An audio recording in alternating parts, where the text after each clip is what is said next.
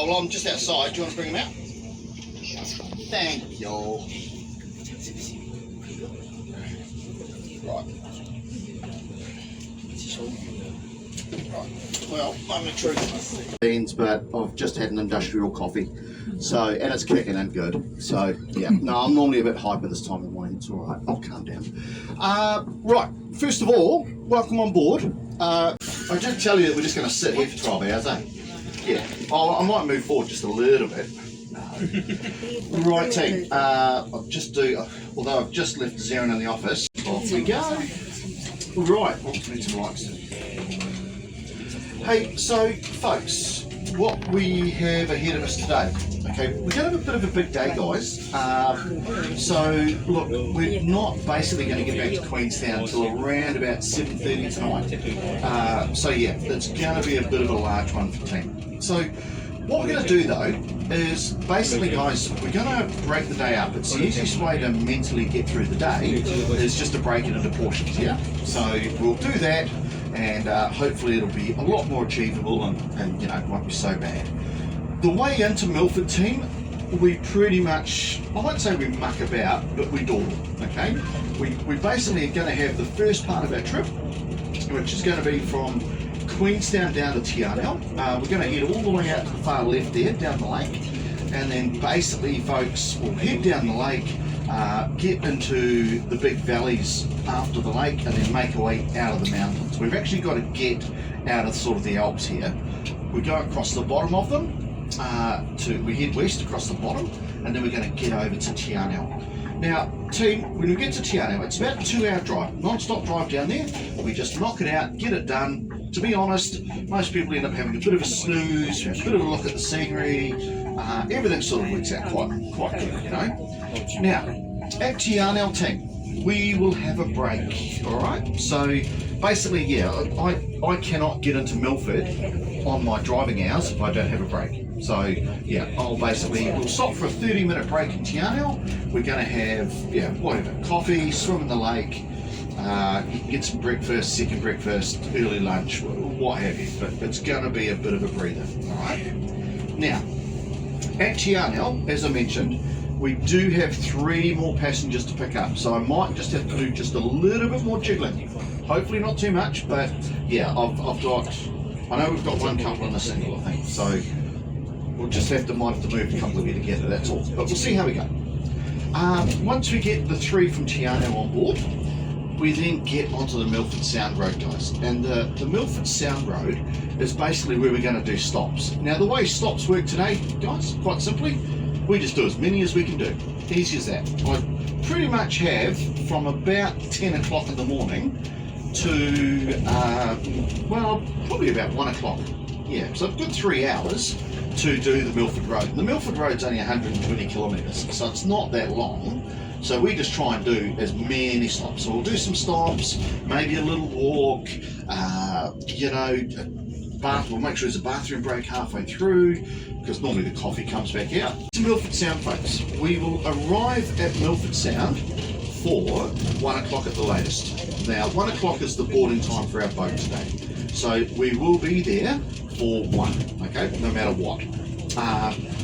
Basically, that is where you'll be all hopping off the coach and just making our way into the wharf complex. Now, boarding time for our boat, 1 o'clock.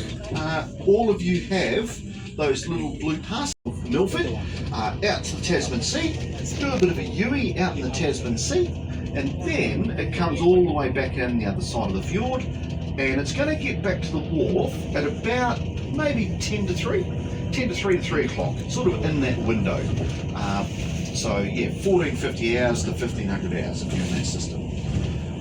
At that point, guys and girls and kids and everyone, that's pretty much home time. Then yeah, we're going to load up and then start our return journey. Now the way home is a lot quicker, okay? We basically do about 1 hour and 3/4 out to Te Anau. We'll drop off, it was orange, we all saw that. Basically, we'll get out to Te Anau. We're going to drop off our Te Anau crew, and then we're going to whip round to a bit of a different spot to where we go in the morning, where we'll have a bit of a coffee, stretch legs, bathroom. I'll fuel the coach, because or else we won't be getting home at all. and then we'll hit the road again, and we're going to work our way back to Queenstown, sort of on that, the rest of that return journey. Look, there's a way to escape me, basically, is what I'm saying. You can fly from Milford Sound back to Queenstown, guys. Now, the flights out of Milford, honestly, I'm a pilot. Well, I'm not current at the moment, but look, I'm a pilot. It's some of the best things, some of the best flights you can ever do is out of Milford, guys. It really is. So, there are two choices. I'll touch base on it now, and I'll probably I won't rehash it, but I'll go over it again later on. You can come back by, i.e., it's one way in, it's the same way back out. All of the buses you see, we're all going to Milford. So, what you do, folks, either Te Anau or the Milford Road, if you happen to find yourself away from us all, you go up to any of the other bus drivers. There's Greg in the other Southern Discoveries coach, he's on our time schedule. You just go, hey Greg, I was on Charles' coach, but he's left, what do I do? Greg will let you jump on. He'll give you a bit of grief, but he'll let you jump on, and you'll catch up to us. But look, there's Real NZ, there's Pure Milford, there's Great Sites, there's a lot of companies, guys, and we all help each other in that situation, because look, none of us like it happening, and we'll catch up with you at Milford, we'll get you sorted, okay? So easy peasy.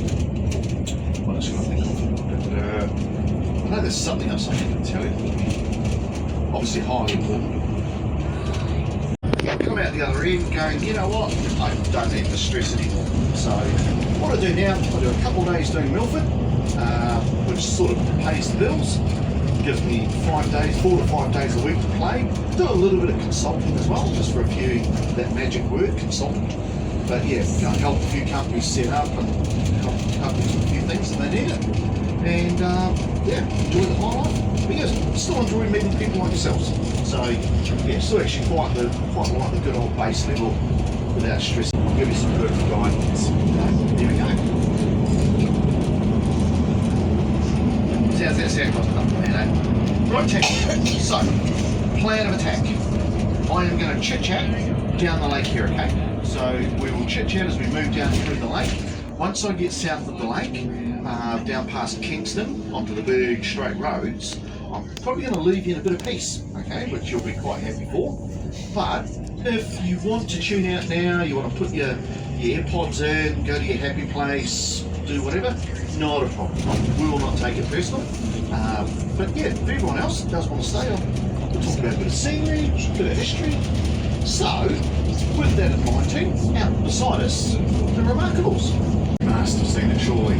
It was quite a religious documentary about something of a ring and a law and things. Yeah.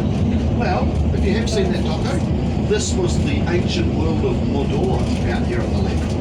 Yeah, they found basically these big caves of paintings, and the paintings depicted a bit of a story of these little people that went on an epic journey looking for something precious. So, yeah. Now obviously heaps of filming for the rings and things guys around here, right through about 98 to 2000.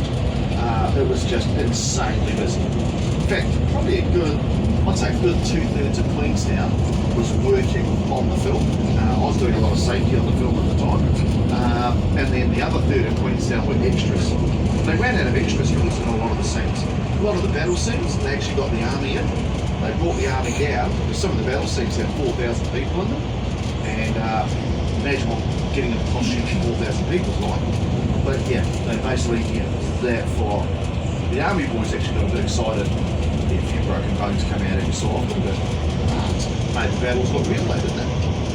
But anyway, team, a little bit of an interesting point about Remarkable. So look, height-wise, if you're into a few statistics, it's 2,300 metres, okay?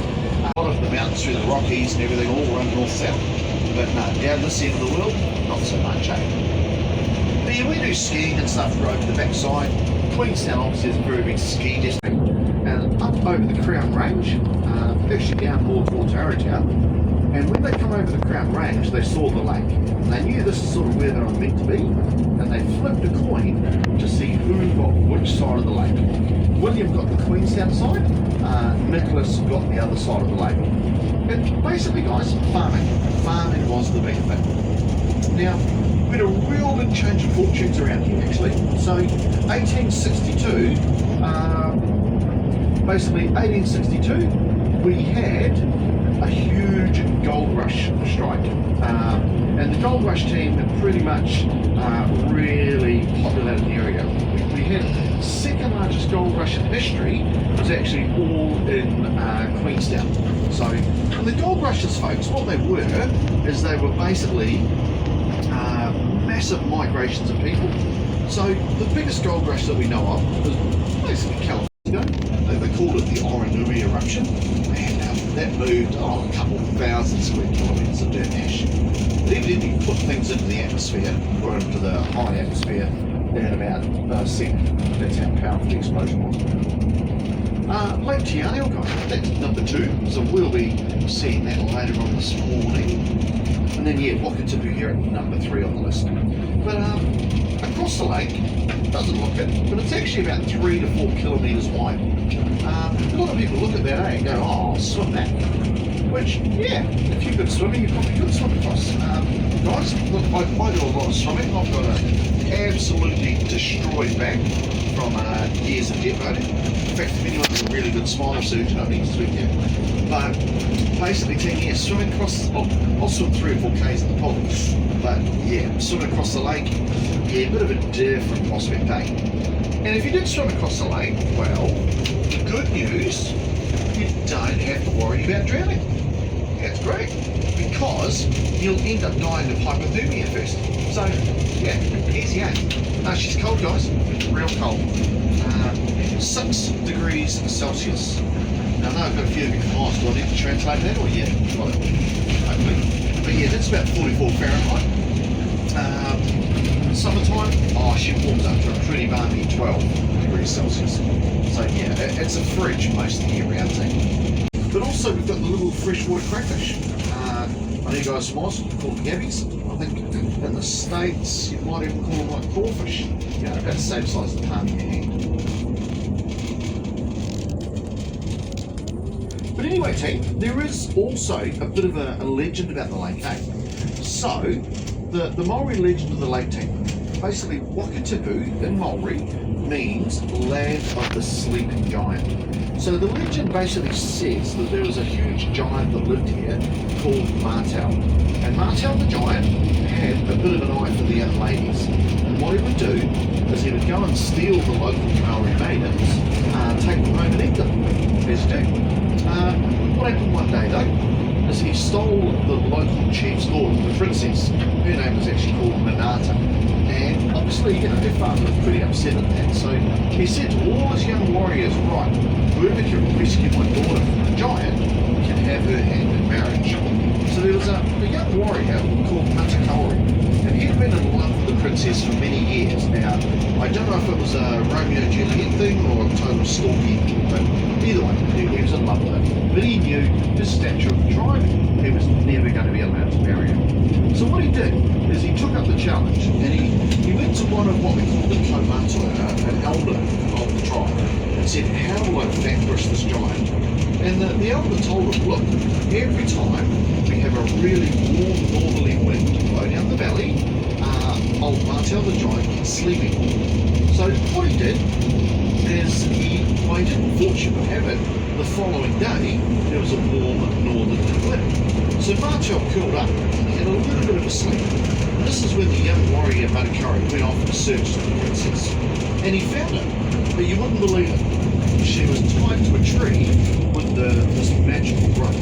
And as much as he couldn't cut through the rope.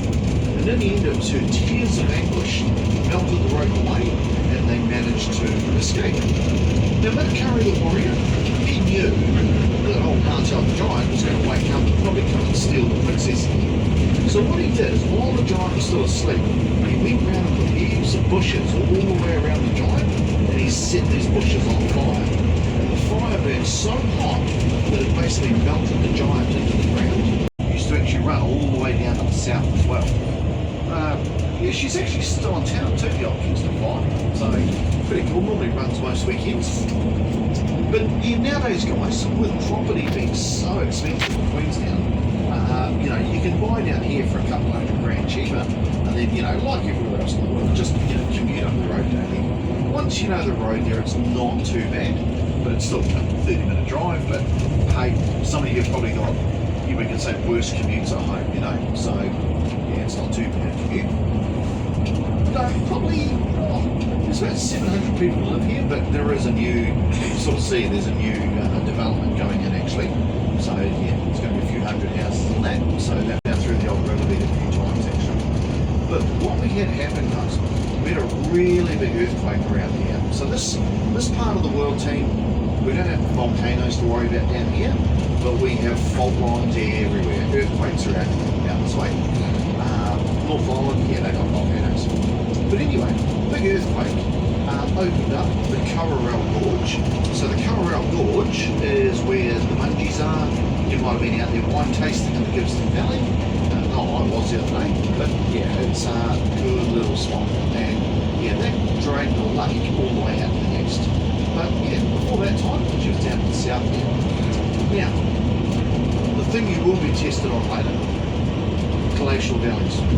So a glacial valley, team, this is a classic example, a big one, but glacial valleys are in real defined U shapes. Okay.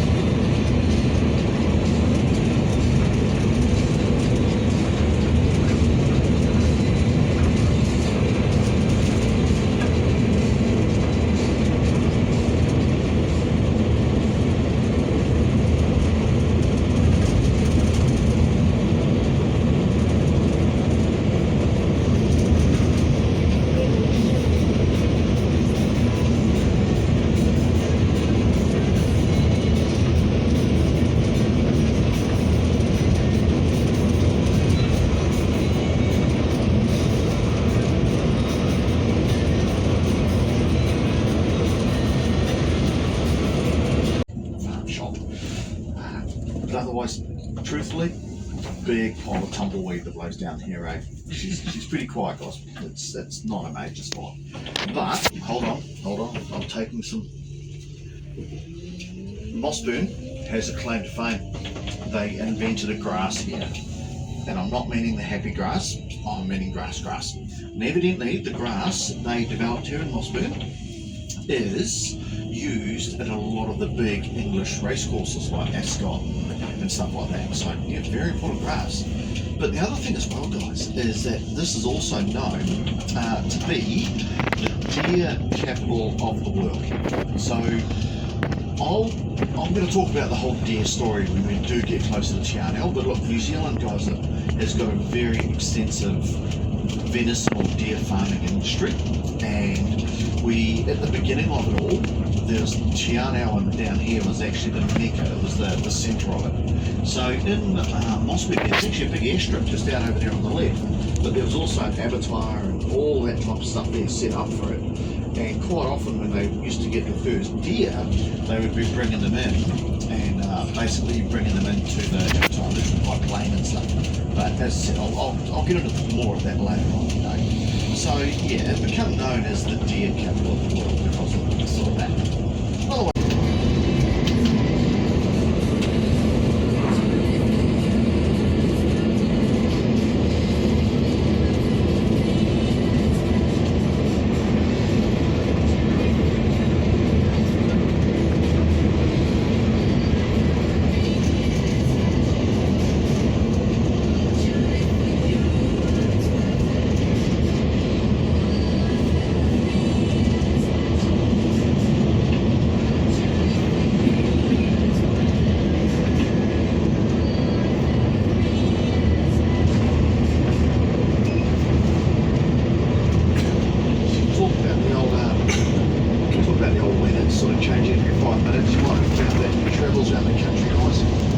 saying in New Zealand, like, yeah, if you don't like the weather, just wait 20 minutes. And if you really like the weather, no, wait 20 minutes.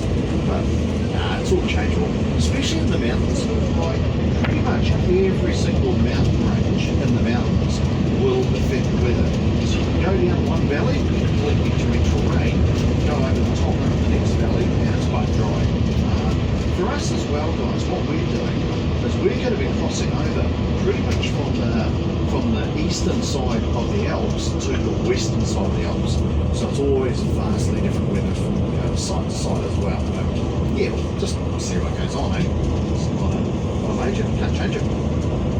Anyways, sort of getting back to the farming.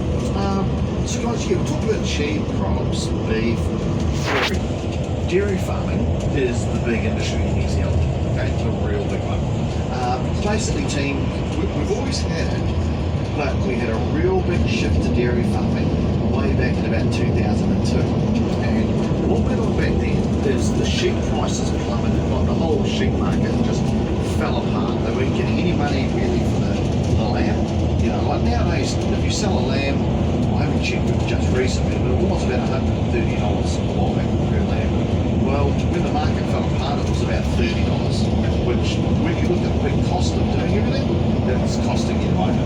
Okay, so that's not good. The wool prices, even worse. Wool prices, guys, back in 2002 was something like, well, the easy way to describe it, it cost you about $5,000 to get all of your sheep shorn, and you would make about $3,000 out of the top. So the next thing as well is at the same time, 2002, Russia become the world's biggest consumer of cheese. So they were buying like all the cheese and stuff out of Europe, and then New Zealand was supplying Europe with all of our cheeses. So with all of that going on, we actually, guys, ended up supplying 1/3 of the world's dairy products. So the sheep farmers, guys, what they do is they went, right, well, we've got a little light at the end of the tunnel, but they had to really go all in. And what they were basically doing, guys, is you'd have to borrow a couple $1 million more off the bank because you'd have to convert to being a dairy unit. Basically, you'd have to plant a different type of grass. You need good high yield grasses because you want a good grass to have a good yield of milk. You'd fence your paddocks off differently. Buying a herd, a dairy cow, guys, costs about $2,000 an animal. If you want to be reasonable at dairy farming, you need a couple hundred cows. So there's a bit of cost there. Irrigation, you might have seen those giant sort of big wheeled contraptions in the paddocks. We actually call those centre spans. Sort of like every section of wheels you saw was about $30,000. So some of them were massive. So you get a lot of cost, but they were getting really good returns, and that's the thing. So the way it works, that's how I'm going to try and explain it to you. If you're a dairy farmer in New Zealand, you are going to join one of the cooperative companies. Okay, there's a real big one called Fonterra. Fonterra is a major player, and there's some little independents, but it's these companies' job to basically go out, process, pack, sell, and export your dairy product. Okay. So the dairy farmers, I suppose, production-wise, it's a bit hard, but they're not paid. The dairy farmers aren't paid per litre of milk. They are paid per kilogram of evaporated milk, if that makes sense. So milk powder. And to say how much they produce, well, that's always a bit difficult, guys, because you're unpaid. Basically, team, varies. A small farmer will only do live deer capture New Zealand. They'll start coming up with all these clips of what they used to get up to. So now it's definitely full on. Now, as for the deer folks, Department of Conservation sort of hope that recreational hunting keeps deer in check, but honestly that's a bit of a false hope. The deer are really taking off again. A lot of us in New Zealand do subsistence hunting, and what I mean by that is, I do it, okay? So I'll go for a walk in the hills every sort of 6 weeks, maybe 8 weeks, depending. Get myself a deer, bring that back, put that in my freezer instead. Okay. I will not go to the supermarket and buy beef or anything like that. I use my venison for the mince, steaks, roasts, barbie, sausages, all that type of stuff. A lot of people do. Yeah, New Zealand still, especially rurally, a very hunter-gatherer type nation. But there's plenty of opportunities to try venison if you like. Venison pies out there, you find it in supermarkets. Spaghetti bolognese with venison mince. Best way to try it. Right, Te Anau, here we are. Just got to wait for old yellow to get to the sky and burn the fog off a bit more. But yeah, Te Anau, guys, pretty much the gateway to Fiordland. If you're going to do anything in Fiordland, i.e. Milford, doubtful, the walks, you got to come through Te Anau here, right?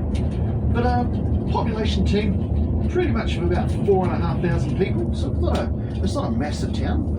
A lot of holiday homes, quite a few retirees, and everyone that does live here are quite outdoorsy. Like even the kids get the outdoors sort of instilled into them at quite a young age. So while there's still a few playstations and things used, the kids will quite happily go walking in the hills or down to the lake fishing or down the rivers to play, or so it's just the outdoors is really instilled into them down here.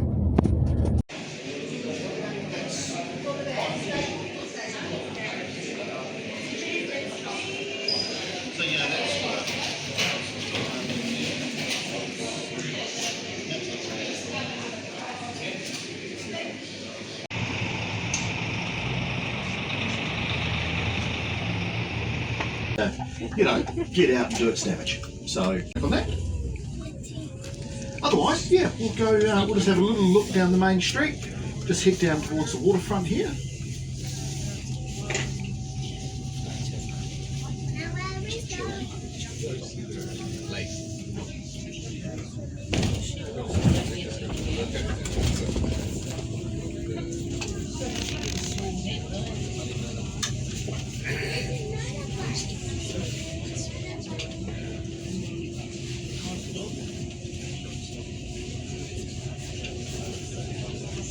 Section not too.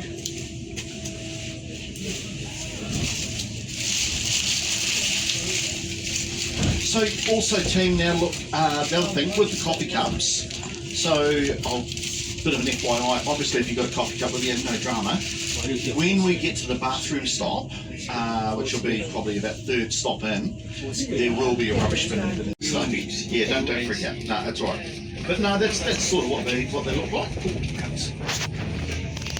Alright team, so look, just bear with me a few seconds while I get my crew sorted here, and then we shall hit the road.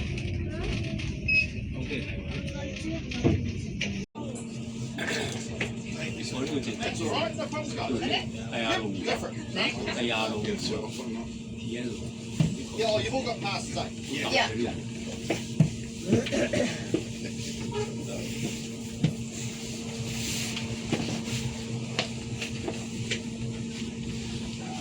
On the land of 3 Corral. I really don't know it well enough to explain it all to you. But I'm going to give you probably 6 sayings that you might have heard in New Zealand and you're a little bit unsure about what it all means. Okay, so these are the sayings. All meant to be a bit of a giggle as well, so don't take it serious. First word, very important word in New Zealand, and it's a word called chur. C-H-U-R. Chur. Look, it just means awesome, great, wonderful, marvellous, cool, not a problem, magnificent. It's chur. So I might go, oh, how's the mountain look? You know, you respond, oh, chur. Okay, easy. Now, obviously, every so often, we're going to have a view out there that's going to be pretty mind-blowing. You're almost going to be at a loss for words. Okay, and a simple chur is just not going to suffice. So what we do is we start expanding on it, and we expand on it by adding R's to the end of the chur. So if we saw like a waterfall plummeting from the sky, and then go, oh, well this time we go, oh, chur, and really roll that out. There's another saying, folks. If you want to show a bit of gratitude to someone, you're pleased with someone, you're thankful, you know, you're just happy someone's done a good deed. Well, we've got a saying here, and it's a unisex saying. It can be unisex, you can be male, female, donkey, cat, dog, giraffe, banana. You're still going to say the same thing, which is, oh, cheer, bro. Okay, that's it. Easy. Next one, team. You must have heard, oh, sweet ass. Sweet ass just means go for it, do it, enjoy it, embrace it, love it, get into it. Be like, Shale, can we go jump off that cliff over there? Yeah, sweet ass. Okay. Sort of get the idea on that one. Alright, we're almost there, team. Almost there. How many of you have heard the great yeah nah? Oh, that was someone. Yeah nah? Yeah. Right, so the yeah nah means yeah, I see what you're saying, no, you're wrong. Okay, that's easy. But, hold on, we can expand. So I'm going to give you a situation here that you're going to use this next saying. You know when you've been with your partner, okay? Your partner, we can say your lover, your spouse, your significant other, your better half, your mister, your mistress, whatever. You're having a bit of an argument, a debate, a lover's dispute, a quarrel. You know they're wrong, okay? They know they're wrong, but they're never going to admit they're wrong. And then they bring up something that happened 4 months ago that you forgot about. You know, you with me? This is what you're going to say. Yeah, no, yeah. Which is, yeah, I see what you're saying. No, you're wrong, but yeah, I'll do it anyway. So, yeah, we got you covered. Pokey Pokey ice cream. Have any of you tried that one yet? If you're not, guys, you need to try it. Beautiful, awesome ice cream. There is an amazing, absolutely amazing New Zealand dessert called pavlova. Have you tried that one? Normally, me saying that's like fishing with dynamite. We normally get half the Australians kicked off on that one. But no, there might be a bit of a lot of the skin cancers. He would use it to help clean the wound up and everything. And so it's got some really cool benefits today. Today, guys, you might be in a bit of luck because by the time I get up to the first stop, there's a possibility of a freeze up because I'll have normally a big amount of bees on the window and I can give you a piece of bread and wipe them off. There you go. Here's a bit of Manuka honey. Tough crowd. Jeez, guys. Right. Okay, that's right. I'm just going to bring out the next bad joke. That's fine. Right, team. Who here today wants to get $100,000? None of you. You're all million. Oh, one of you. Oh, two of you. Yeah. Oh, now there's three there. Now everyone's getting out. Yeah. Everyone else is millionaires, obviously. But so, guys, you know how we're talking on the way to Te Anau about the deer? So we've got all the species of deer, all breeds of deer they brought in. Well, there's one other animal they introduced here, and it was the great Canadian moose. So, for Team Te Anau, you might have seen a couple of references around Te Anau about a moose. This is what it's about. So, Canadian moose, guys, they were brought here. They thought they'd do well. One, because of the mountain conditions, and secondly, because of the swamps and everything they were on from Fiordland So they introduced 13 Milford Sound itself. So the whole walk is about 53 kilometres long, and you do it 4 to 5 days is little. There's just a bit of logistics either end that can slow you down a wee bit, eh? But anyway, Tim, the thing about the Milford Track, as I said, it's very popular, but it's also quite difficult at times to get onto. And the reason why is the Department of Conservation have set down some pretty big guidelines. And secondly, you definitely cannot walk that track in winter.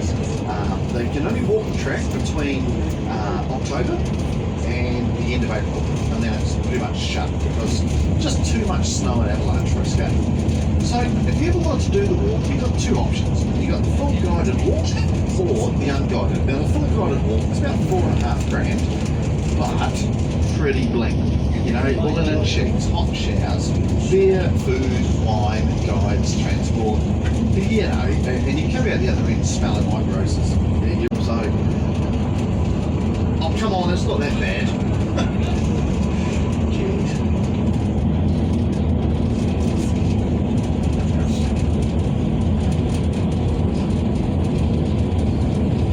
Now, what we are doing here, folks, we are about to enter the National Park. So, the Fiordland National Park, a little bit about it, guys. So, it is New Zealand's largest national park. We're looking at about 3.5 million acres. So, that's a relatively big chunk of land today. The other really cool thing about it, though, guys, is that Fiordland is part of a World Heritage Park. So a World Heritage Park is a international protection status. It basically means the government has got to keep this area protected for the future generations of the world. So it effectively means there's no mining, there's no logging. Any commercial activity that does go on in here is very tightly controlled, which in actual fact it's tourism, guys. And tourism is under the massive spotlight here.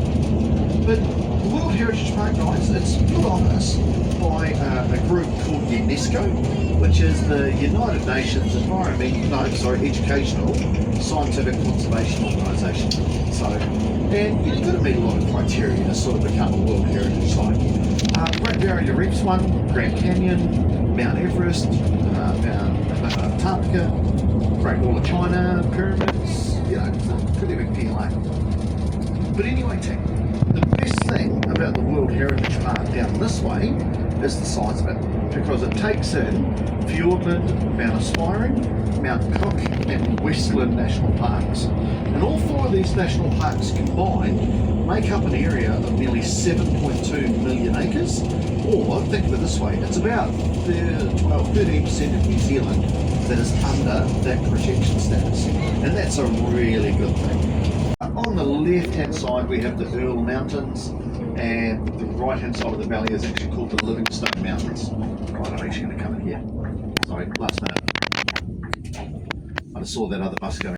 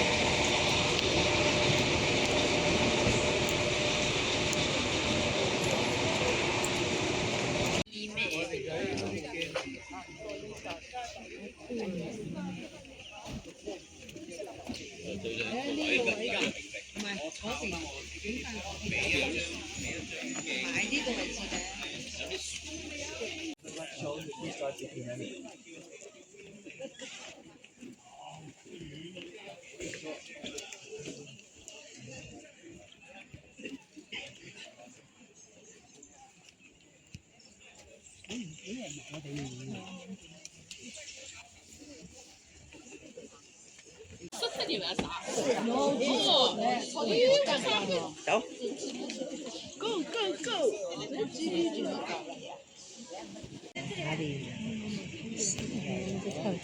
搿啲水已经来了，哎，搿个蓝颜色的哦。啊，蓝颜色。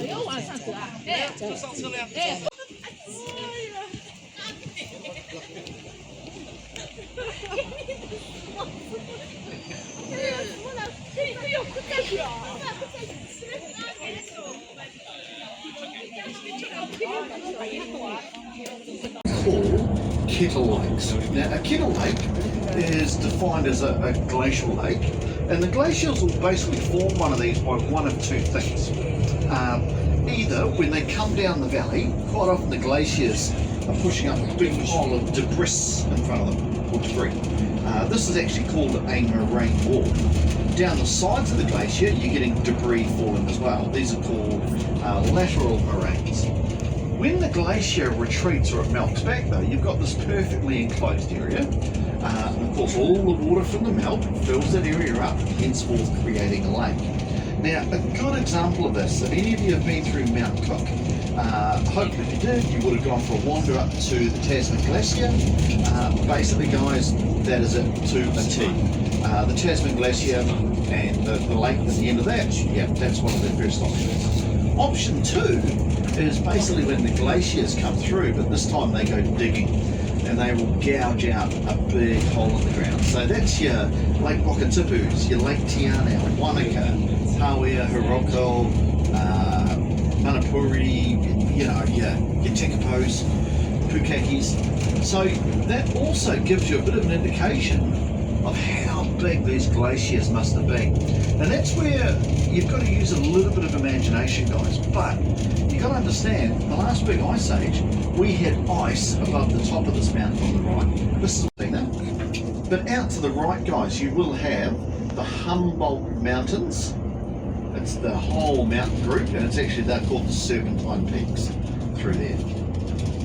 Just a dawdle here, so you get a nice little picture of it. So the route burn track, guys, basically goes around those faces over there on the right, and what it does is it sort of stays above the bushline all the way.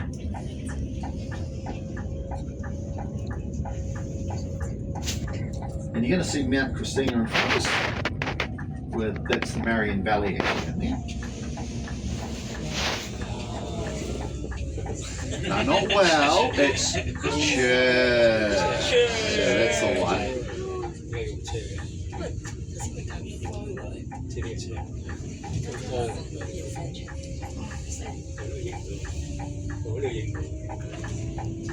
Righty ho. Hey, so the plate release or boundary release.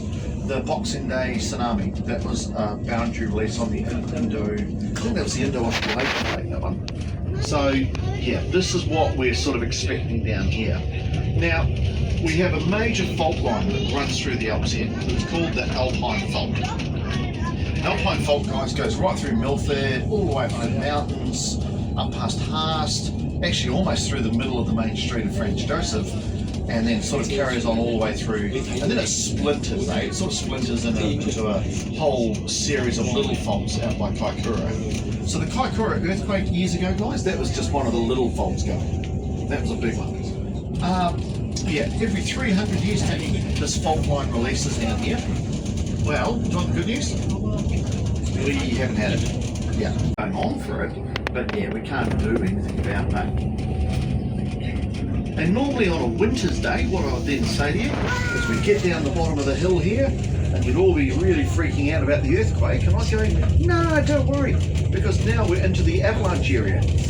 Yeah, but not an issue today, so don't worry. Right, so the river down here, guys, this is the Hollyford River. We're heading up the upper Hollyford Valley, which is a perfect example of a glacial valley because it's in what shape? Yeah, oh, very good. Yes, I'd never be a good teacher, would I? No, this is an extreme example of a glacial valley, guys. 100 metres across at the bottom. These walls are about 2.5 kilometres high. But you see the blue colour in the water? That is not dye. A lot of people think it is. No. There's a mineral in the water called mica. M-I-C-A. Mica, ladies, it's in your blush, it's in your eyeshadow. Anytime you have a facial, it's what they use to clean your skin. But the maker absorbs all the colours of light except for the colour blue. So the more light that hits it, the more blue it reflects back at you. Te Anau, Queenstown, heaps of micro in the water. We shower in it all the time. Don't look at the sun. That's called Mount Crosscut. Now, it got its name because the entire sort of, you can say, ridgeline of the peaks, we've got these jagged little peaks and they've got a crosscut of a woodsaw. The very end of the valley, guys, looking very noble and grand, that is Mount Talbot. Now, Mount Talbot is meant to be a picture-perfect mountain, evidently. So they say you cannot get more of a perfect mountain than Mount Talbot. So think of Paramount movie side. And that's actually the remnants of the Talbot Glacier on the front side of it there.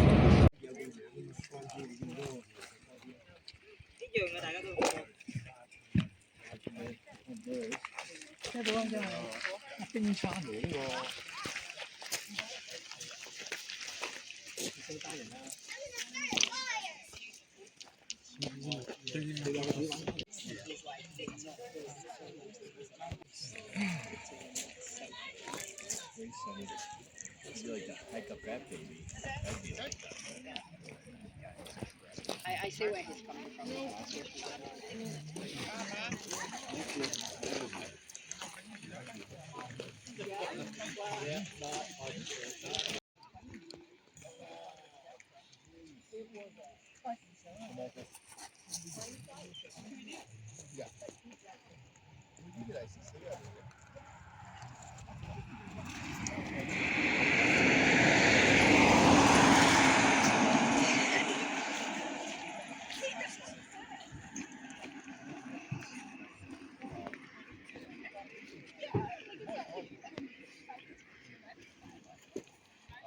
So the Milford Road crew, they're an independent crew like the other areas in New Zealand, and basically here they've got a massive job, trying to keep this road open, especially in the winter months, to say the least. But yeah, they've got like a mission control on it. It's pretty impressive.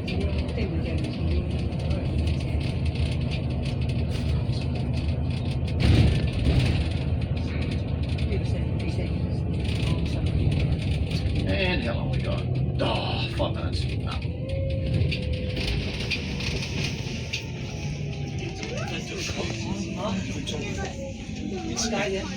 Passport. Yeah, so they're very, very mischievous, It's very intelligent. The funniest thing I've seen up at the Homer Tunnel here, it was a couple of years back. You can actually find the clip on YouTube. It's pretty funny. Come on, go green.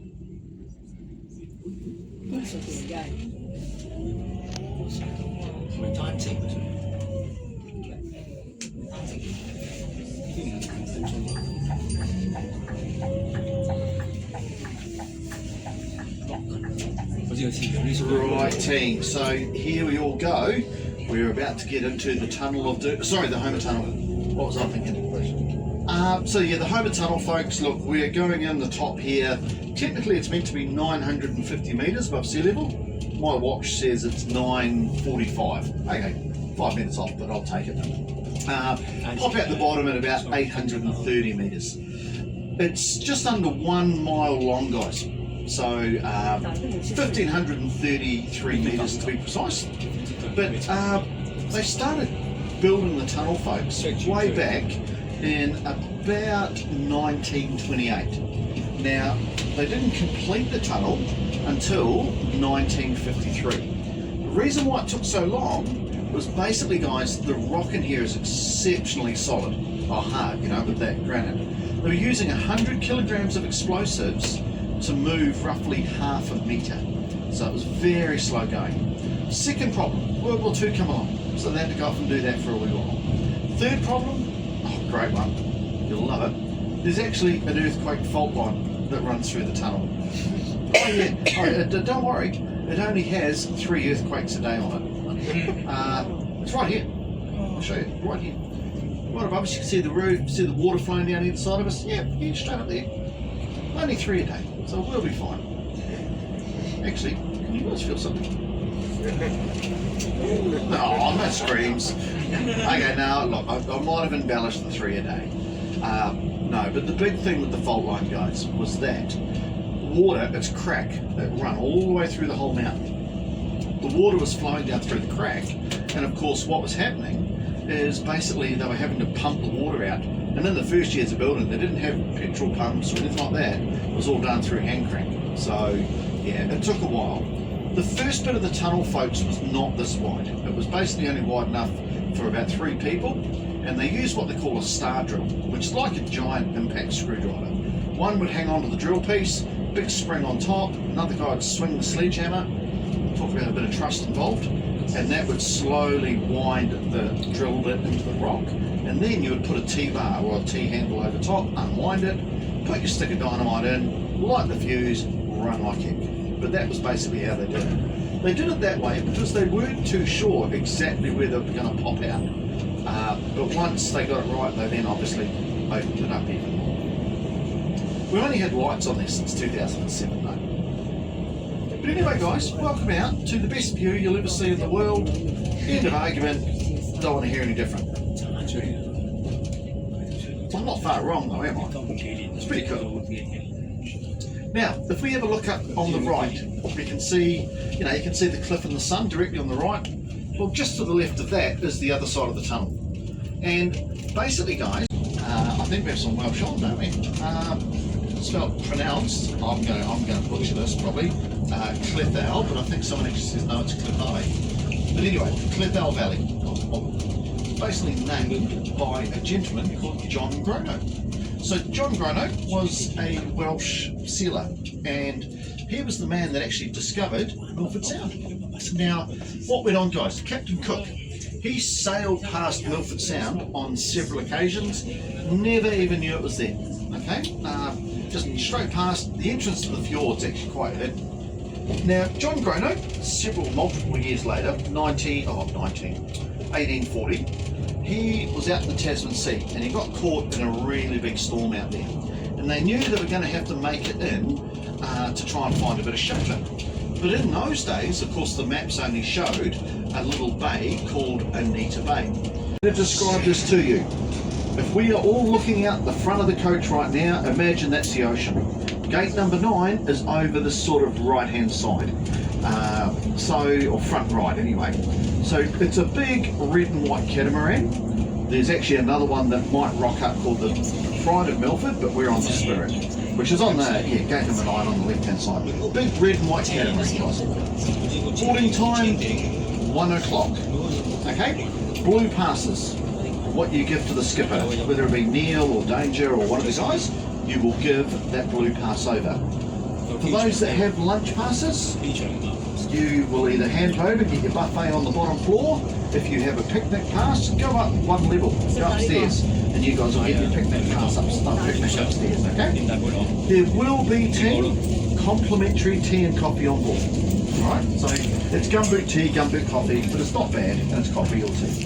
There's also a bit of water there as well, okay? So, yeah, you'll have a bit of liquid to go and drink. So, we will hopefully get you all sussed that way.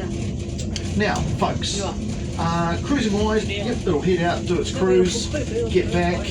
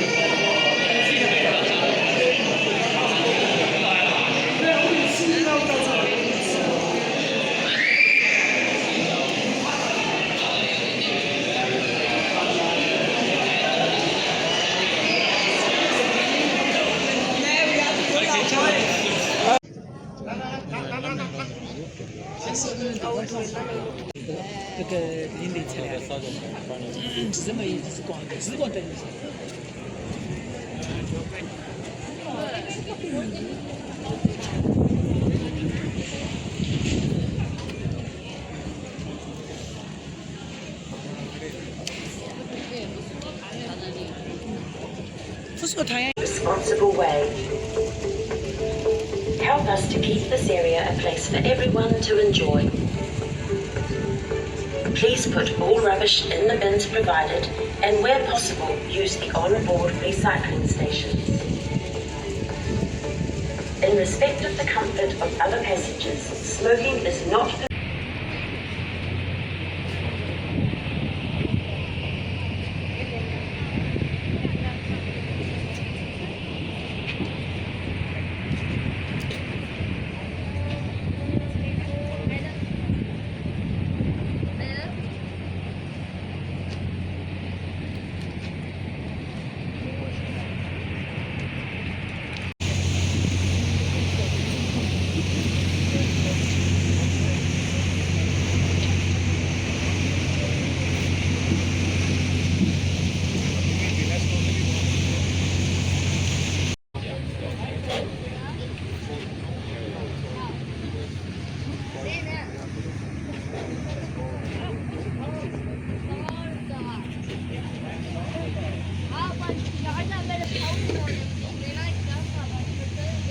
So out and out to our left here, iconic mountain here in Milford Sound known as Mitre Peak.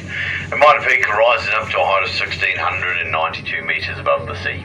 Early Europeans gave Mitre Peak its name due to the top half of the mountain resembling the shape of a bishop's mitre or headpiece a bishop would wear. They are unaware that the early Māori had been here for them. They named this mountain Rahutu.